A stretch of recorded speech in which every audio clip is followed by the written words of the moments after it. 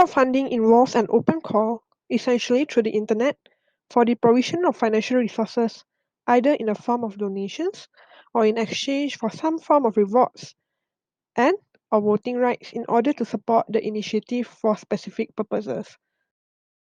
But what does this really mean? This is Linda and her daughter Sue. Sue is turning 1 soon, and Linda is planning a party for her daughter.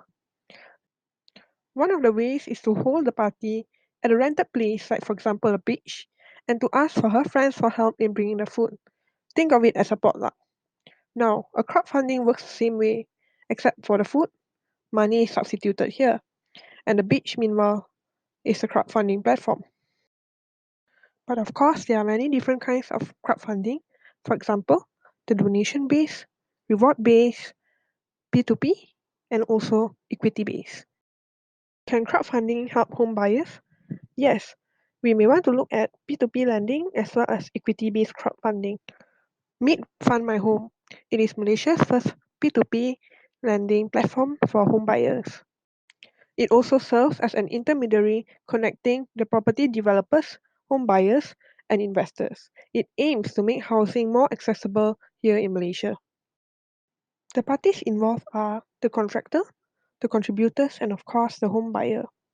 They are governed by 3 types of documents, namely the option agreement, the nomination agreement, as well as a sales and purchase agreement.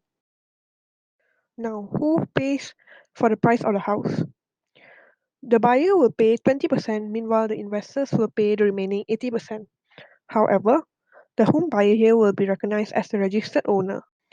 If the home buyer is a registered owner, what about the rights of the investors? This leads us to the question of security arrangements and restriction in dealing. The rights of the investors are safeguarded through charges, power of attorney, and also by way of assignment.